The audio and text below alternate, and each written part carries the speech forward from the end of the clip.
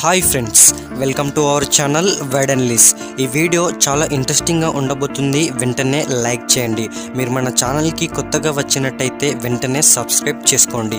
ఎందుకంటే ఇలాంటి మంచి మంచి నాలెడ్జ్తో అండ్ మంచి క్వాలిటీ వీడియోస్ ఇంకా ఎన్నో ముందు రాబోతున్నాయి.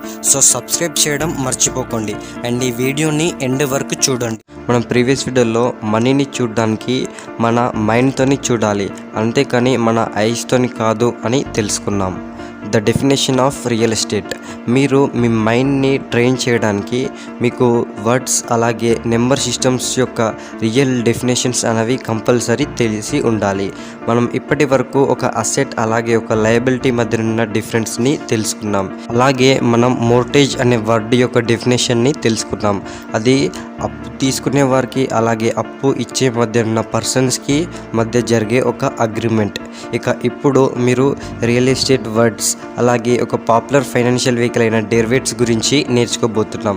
చాలామంది పీపుల్ ఏమని ఆలోచిస్తారంటే ఈ డెరివేటివ్స్ అనేవి కొత్తవి, కానీ అవి నిజానికి పాతవి.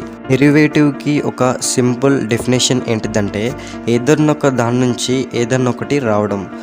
ఈ డెరివేటివ్కి ఒక ఎగ్జాంపుల్ వచ్చేసి ఆరెంజ్ జ్యూస్. ఈ ఆరెంజ్ జ్యూస్ అనేది ఆరెంజ్ యొక్క డెరివేటివ్. రాబర్ట్ ఏమని ఆలోచించేవాడంటే ఈ రియల్ ఎస్టేట్ అంటే అర్థం రియల్ అని.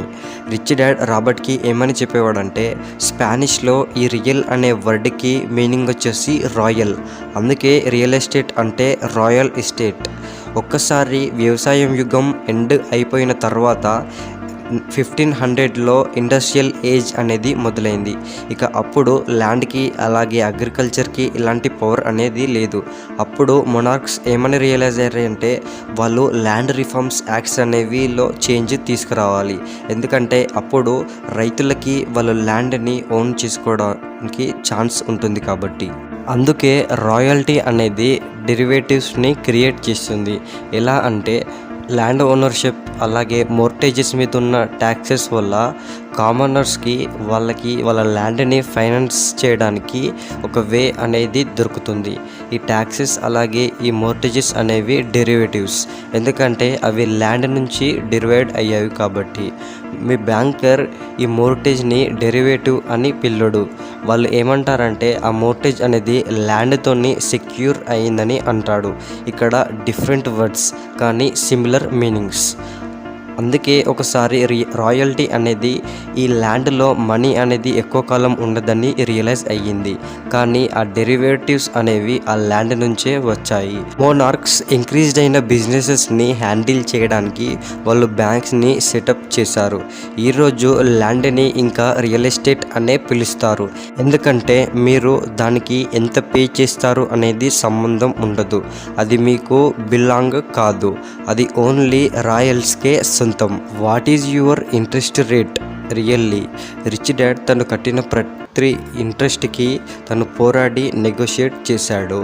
రిచ్ డాడ్ ఒకసారి రాబర్ట్ని ఏమని క్వశ్చన్ అడిగాడంటే ఒక బ్యాంకర్ నీతోని సంవత్సరానికి 8% అనేది నీ ఇంట్రెస్ట్ రేట్ అని చెప్తే అది రియలేనా అని అడిగాడు. ఇక్కడ రాబర్ట్ ఏమన్నాడంటే మీరు నెంబర్స్ని చదవడం నేర్చుకోకపోతే అది రియల్ కాదు. దీనికి ఒక ఎగ్జాంపుల్ చూద్దాం. ఫర్ సపోజ్ మీరు $1 million పెట్టి ఒక ఇల్లుని కొన్నారు. మీరు $20,000 అనేది డౌన్ పేమెంట్ చేశారు. అలాగే మిగతా $80,000 అనేవి మీరు మీ బ్యాంక్ దగ్గర 8% ఇంట్రెస్ట్ రేట్కి 30 year టర్మ్స్కి తీసుకున్నారు. మీరు నెక్స్ట్ 5 yearsలో మీరు బ్యాంక్కి మొత్తం $35,220ని కడతారు. అలాగే మీరు $31,276 అనేవి ఇంట్రెస్ట్గా కడతారు. అండ్ మీకు రుణం తగ్గింపు అనేది ఓన్లీ $3,944 మాత్రమే. ఒకవేళ మీరు 30 years వరకు ఈ లోన్ని తీసుకుంటే అప్పుడు మీరు టోటల్ ప్రిన్సిపల్ అలాగే ఇంట్రెస్ట్ కలిపి $211,323ని కడతారు. ఇందులో మీరు కట్టిన టోటల్ ఇంట్రెస్ట్ వచ్చేసి $131,323. ఇక్కడ ఈ $211,323 అనేవి ప్రాపర్టీ ట్యాక్స్లో అలాగే లోన్ మీద ఉన్న ఇన్సూరెన్స్లో ఇంక్లూడ్ అయి ఉండవు. ఇక్కడ ఫన్నీ ఏంటిదంటే ఈ $131,323 అనేవి మీరు 80,000కి 8% ఇంట్రెస్ట్ మీద తీసుకున్న దానికంటే కొంచెమే ఎక్కువగా ఉన్నది. ఇది ఎలాంటిదంటే మీరు 30 ఇయర్స్లో ఆ ఇంట్రెస్ట్ మీద 160% ఎక్కువగా తీసుకున్నారు. మనం ముందే చెప్పుకున్నట్టు ఆ బ్యాంకర్స్ మీకు అబద్ధం చెప్పడం లేదు, వాళ్ళు జస్ట్ మీకు మొత్తం నిజాన్ని చెప్పడం లేదు. మీరు నెంబర్స్ని చదవడం రాకపోతే అప్పుడు మీకు ఇదంతా అస్సలకే తెలియదు. మీరు మీ హౌస్తోని చాలా హ్యాపీగా ఉంటే మీరు దీన్ని అస్సలకే కేర్ చేయలేరు అని అఫ్కోర్స్ ఆ ఇండస్ట్రీకి తెలుసు. మీరు కొన్ని సంవత్సరాలలో మీరు మీ మోర్టేజ్ మీద కొత్త ఇల్లుని కొనబోతున్నారని, ఒక పెద్ద ఇల్లుని కొనబోతున్నారని వాళ్ళకి ముందే తెలుసు. అందుకే వాళ్ళు దాని మీద ఆల్రెడీ కౌంట్ చేస్తారు. Industry average. ఈ బ్యాంకింగ్ ఇండస్ట్రీలో మోర్టేజ్కి 7 ఇయర్స్ అనే యావరేజ్ లైఫ్ ఎక్స్పెక్టెన్సీని వాడతారు. దీని అర్థం ఏంటిదంటే బ్యాంక్స్ ఒక యావరేజ్ పర్సన్ నుంచి ప్రతి 7 సంవత్సరాలకు ఒకసారి అతను ఒక కొత్త ఇల్లు కొంటాడని ఎక్స్పెక్ట్ చేస్తుంది. దీని అర్థం మనం ప్రీవియస్ ఎగ్జాంపుల్లో చెప్పుకున్నట్టు ఆ బ్యాంక్ అనేది ప్రతి 7 సంవత్సరాలకు ఒకసారి $80,000 ప్లస్ $43,291 ఇంట్రెస్ట్ ద్వారా ఆ పర్సన్ నుంచి ఎక్స్పెక్ట్ చేస్తుంది. అందుకే దాన్ని మోర్టేజ్ అని పిలుస్తారు. ఈ మోర్టేజ్ అనే వాటికి మనం మళ్ళొకసారి డెఫినేషన్ చెప్పుకుందాం. మీకు లేదా ఒక పర్సన్ లేదా ఒక బ్యాంక్కి మధ్య జరిగే ఒక అగ్రిమెంట్. ఆ అగ్రిమెంట్ ఏంటిదంటే మీరు ఒక ఇల్లు లేదా ఒక ల్యాండ్ కొనడానికి ఆ పర్సన్ నుంచి అప్పు తీసుకుంటారు, ఇంట్రెస్ట్తోని తీసుకుంటారు. కరెక్ట్ టైంకి మీరు అతనికి ఆ మనీని రీపే చేయకపోతే అప్పుడు ఆ పర్సన్కి మీ ప్రాపర్టీ తీసుకునే రైట్ అనేది ఉంటుంది. ఈ మోర్టేజ్ అనే వర్డ్ ఫ్రెంచ్ వర్డ్ అయిన మోర్టిర్ నుంచి వచ్చింది. రియాలిటీకి చాలామంది పీపుల్ వాళ్ళు కష్టపడి పనిచేసి చాలా డబ్బుల్ని సంపాదిస్తాడు అండ్ వాళ్ళు కొత్త మోర్టేజెస్తోని కొత్త హౌజెస్ని కొంటారు. ఇక్కడ గవర్నమెంట్ ఏం చేస్తుందంటే పీపుల్ ఎవరైతే ట్యాక్స్ కడతారో వాళ్ళు ఇంకా ఎక్కువగా ఎక్స్పెన్సివ్ హౌజెస్ని కొనడానికి ట్యాక్స్ బ్రేక్ ఇచ్చి వాళ్ళని ఎంకరేజ్ చేస్తుంది. ఇలా చేయడానికి కారణం ఏంటిదంటే గవర్నమెంట్కి హై ప్రాపర్టీ ట్యాక్సెస్ అనేవి వస్తాయి. రాబర్ట్ ప్రతిసారి టీవీ చూసినప్పుడు అతను అందులో ఏం చూస్తాడంటే ఒక హ్యాండ్సమ్ అథ్లెటిక్స్ పర్సన్ అతను చాలా నవ్వి ఏమని చెప్తాడంటే మీ అన్ని క్రెడిట్ కార్డ్ అప్పు అనేవి తీసుకోండి, దాన్ని రోల్ చేసి ఒక బిల్ కన్సాలిడేషన్ లోన్గా మార్చుకోండి అని అంటాడు. ఇక అప్పుడు అందరూ ఏం చేస్తారంటే ఆ క్రెడిట్ కార్డ్ని కడతారు, తర్వాత తక్కువ ఇంట్రెస్ట్ రేట్కి ఒక కొత్త లోన్ని తీసుకుంటారు. ఇక అప్పుడు ఇలా చేయడం అనేది ఫైనాన్షియల్ ఇంటెలిజెంట్ ఎందుకు అవుతుందని వాళ్ళు చెప్తారు. ఏమని చెప్తారంటే ఈ బిల్ కన్సాలిడేషన్ లోన్ అనేది తీసుకోవడం అనేది ఒక తెలివైన ముందడుగు. ఎందుకంటే మీరు ఏవైతే హోమ్ మోర్టేజ్ చేస్తారో వాటి మీద వచ్చే ఇంట్రెస్ట్ పేమెంట్స్కి గవర్నమెంట్ అనేది ట్యాక్స్ని తగ్గింపు చేస్తుందని చెప్తారు. ఇక్కడ పాపం పీపుల్ ఎవరైతే ఈ యాడ్స్ని చూస్తారో వాళ్ళు ఇది ఎందుకో కరెక్ట్ అని ఆలోచిస్తారు. ఇక వెంటనే ఏమీ ఆలోచించకుండా ఇక వాళ్ళ ఫైనాన్స్ కంపెనీకి వెళ్తారు, వాళ్ళ ఇల్లుని రీఫైనాన్స్ చేస్తారు, వాళ్ళ క్రెడిట్ కార్డ్స్ని మొత్తాన్ని కడతారు. ఇక తర్వాత అలా చేసి వాళ్ళు ఫైనాన్షియల్ ఇంటెలిజెంట్ అని ఫీల్ అవుతూ ఉంటారు. కొన్ని వారాల తర్వాత ఇక వాళ్ళు షాపింగ్కి కొత్త డ్రెస్సెస్ని చూస్తారు, ఇక వాళ్ళ కిడ్స్కి కొత్త బైసికిల్, ఇక వాళ్ళు ఒక వెకేషన్ తీసుకోవాల్సిన అవసరం ఉందని అనుకుంటారు. ఇక్కడ వాళ్ళకి ఒక ఎక్సలెంట్ క్రెడిట్ కార్డ్ ఉందని అనుకుంటారు. ఇక వాళ్ళకి ఖర్చులకి మొత్తం ఆ క్రెడిట్ కార్డ్ ద్వారా బిల్స్ అనేవి కడుతూ ఉంటారు. ఇక వాళ్ళు చాలా సంతోషంగా ఉంటారు. వాళ్ళు ఆ మనీని మళ్ళీ ఎవ్రీ మంత్ వాళ్ళు కడదాంలే అని అనుకుంటూ ఉంటారు. ఇక్కడ వాళ్ళ ఎమోషన్స్ అనేవి వాళ్ళని ఆ లాజిక్ని మిస్ చేసేటట్టు చేస్తున్నాయి. అలాగే ఈ క్రెడిట్ కార్డ్స్ అనేవి తాక్కోవడం నుంచి బయటికి వస్తుంది. ఇక్కడ ఎప్పుడైతే బ్యాంకర్స్ మీతోని ఇల్లు అనేది ఆస్తి అని అంటారో ఇక్కడ వాళ్ళు మీకు అబద్ధం చెప్పడం లేదు. నేను ఇంతకుముందు చెప్పిన నిజాన్ని మొత్తం వాళ్ళు మీకు జస్ట్ చెప్పడం లేదు. సో ఫ్రెండ్స్, ఇప్పటికైనా మీకు నిజం తెలుసుకున్నారు కదా. ఇక నుంచి మీ వే ఆఫ్ ఆలోచన విధానాన్ని మార్చండి. ఎప్పుడైతే గవర్నమెంట్ అనేది మీరు అప్పుల్లో ఉన్నందుకు ట్యాక్స్ బ్రేక్ ఇస్తుందో ఇక్కడ దాని అర్థం మీ ఫైనాన్షియల్ ఫ్యూచర్ గురించి గవర్నమెంట్ ఆందోళన పడుతుందని కాదు. గవర్నమెంట్ అనేది దాని ఫైనాన్షియల్ ఫ్యూచర్ గురించి ఆందోళన పడుతుంది. అందుకే ఎప్పుడైతే మీ బ్యాంకర్ లేదా మీ అకౌంటెంట్ లేదా మీ టీచర్స్ ఇల్లు అనేది ఆస్తి అని అంటారో ఇక్కడ వాళ్ళు ఆ ఆస్తి ఎవరిది అని చెప్పడానికి ఫెయిల్ అవుతూ ఉంటారు. సో ఫ్రెండ్స్, మీకు తెలుసు కదా ఆ ఇల్లు అనే ఆస్తి ఎవరిదో. ఇంకోసారి ఎవరైనా మీతోని ఇల్లు అని ఆస్తి అని అంటే వాళ్ళతోని ఈ నిజాన్నంతా చెప్పండి. What about savings? Are they assets? ఇప్పుడు మీ సేవింగ్స్ అనేవి రియల్లీగా అసెట్సే. ఓకే, ఇది మంచి గుడ్ న్యూసే. కానీ మీరు ఒకవేళ మీ ఫైనాన్షియల్ స్టేట్మెంట్స్ని చదివితే మీకు టోటల్ పిక్చర్ అనేది అర్థమవుతుంది. మీకు ఈ సేవింగ్స్ అనేవి అసెట్స్ అనేది ట్రూనే. కానీ ఎప్పుడైతే మీరు బ్యాలెన్స్ షీట్ని చూస్తారో అప్పుడు మీ సేవింగ్స్ అనేవి వాళ్ళకి లయబిలిటీస్. మీకు ఇంకా మంచిగా అర్థం కావడానికి ఇప్పుడు చూపించే డయాగ్రామ్స్ చూడండి. ఫస్ట్ మీ బ్యాలెన్స్ షీట్ని చూస్తే అందులో మీ అసెట్స్లో మీ సేవింగ్ అలాగే మీ చెక్ బ్యాలెన్స్ అనేవి ఉంటాయి. కానీ మీరు బ్యాంక్స్ యొక్క బ్యాలెన్స్ షీట్ని చూస్తే అందులో వాళ్ళ లయబిలిటీస్ కింద మీ సేవింగ్స్, మీ చెక్ బుక్ బ్యాలెన్స్ అనేవి ఉంటాయి. మీ సేవింగ్స్ అలాగే చెక్ బుక్ బ్యాలెన్స్ అనేవి బ్యాంక్స్కి లయబిలిటీగా ఉండడానికి కారణం ఏంటిదంటే వాళ్ళు మీ మనీకి ఇంట్రెస్ట్ అనేది పే చేయాలి. అలాగే వాటిని సేఫ్గార్డ్గా ఉంచడానికి వాళ్ళకి మనీ అనేది ఖర్చు అవుతుంది.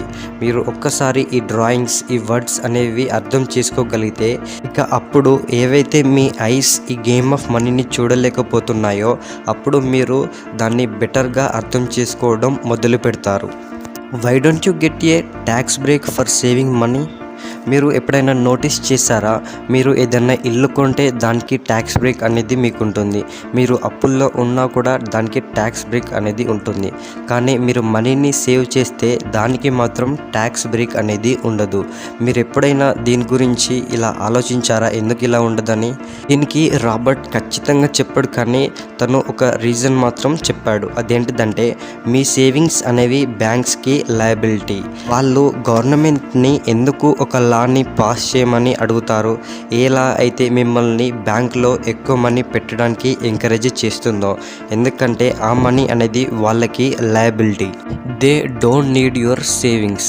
బ్యాంక్స్కి మీ సేవింగ్స్ అనేవి అవసరం లేదు. వాళ్ళకి ఎక్కువగా డిపాజిట్స్ అనేవి అవసరం లేదు. ఎందుకంటే మీరు బ్యాంక్లో పెట్టిన $1 కూడా వాళ్ళు లాతోని దాన్ని 10 times చేయగలరు. బ్యాంక్ $10ని బయటికి తీయగలదు. ఒకవేళ సెంట్రల్ బ్యాంక్ నుంచి వచ్చే రిజర్వ్ లిమిట్స్తోని వాటి మీద డిపెండ్ అయ్యి అంతకంటే ఎక్కువ కూడా ఇవ్వచ్చు. ఇక్కడ దీని అర్థం ఏంటిదంటే మీరు పెట్టిన ఒక సింగిల్ డాలర్ అనేది సడన్లీగా ఒక $10 లేదా అంతకంటే ఎక్కువ కూడా కావచ్చు. ఇది మ్యాజిక్ కదా. ఎప్పుడైతే రిచ్ డాడ్ రాబర్ట్కి ఇదంతా చెప్పాడో అప్పుడు రాబర్ట్కి ఈ ఐడియా అనేది చాలా నచ్చింది.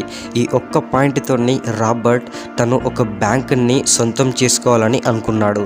అంతేకాని స్కూల్కి వెళ్ళి ఒక బ్యాంకర్ కావాలని అనుకోలేదు. ఇక్కడ బ్యాంక్ అనేది మీరు ఏదైతే $1 బ్యాంకులో పెడతారో దానికి మీకు ఒక 1% కంటే తక్కువనే ఇంట్రెస్ట్ అనేది మీకు పే చేస్తుంది. ఒకవేళ బెటర్ ఎకనామిక్ టైమ్స్ అనేవి ఉంటే అదే 5%గా కూడా మారవచ్చు. ఇక అప్పుడు మీరు సెక్యూర్గా ఫీల్ అవుతారు. ఎందుకంటే బ్యాంక్ అనేది మీ మనీ మీద మీకు పే చేస్తుంది కాబట్టి. బ్యాంక్స్ అనేవి గుడ్ కస్టమర్ రిలేషన్స్ని చూస్తాయి. ఎందుకంటే మీ సేవింగ్స్ అనేవి వాళ్ళ దగ్గర ఉంటే మీరు అప్పుడు ఇంట్రెస్ట్ కోసం వస్తారు, అలాగే అప్పు తీసుకోవడానికి కూడా వస్తారు.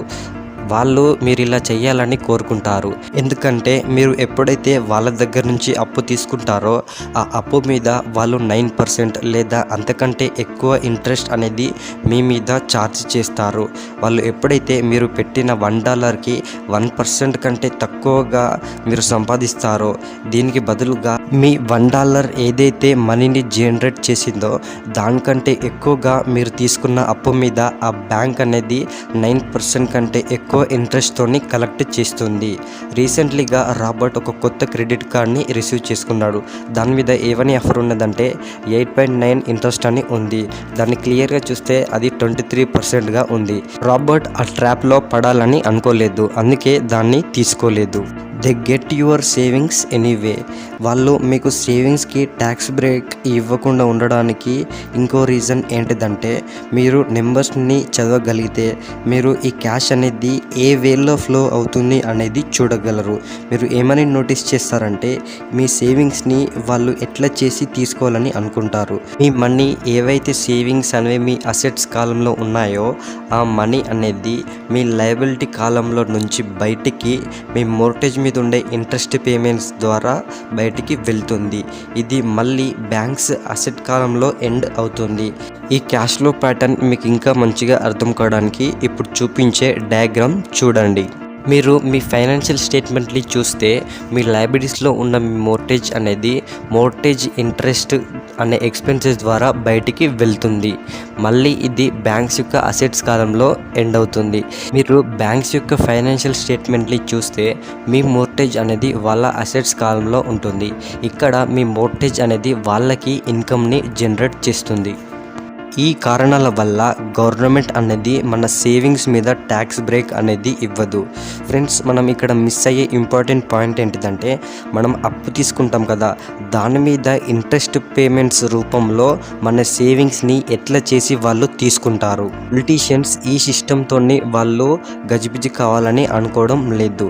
ఎందుకంటే ఈ బ్యాంక్స్, ఇన్సూరెన్స్ కంపెనీస్, అలాగే బిల్డింగ్ ఇండస్ట్రీస్, బ్రోకరేజ్ హౌసెస్ అనేవి వాళ్ళ ప్రచారం కోసం చాలా మందిని కాంట్రిబ్యూట్ చేస్తాయి. ఈ గేమ్ అనేది పొలిటీషియన్స్ కూడా తెలుసు. ఓకే ఫ్రెండ్స్, ఈ వీడియో ఎలా అనిపించింది అనేది కింద కామెంట్ చేయండి. మళ్ళీ నెక్స్ట్ వీడియోతో త్వరలో కలుసుకుందాం. Stay tune. జై హింద్.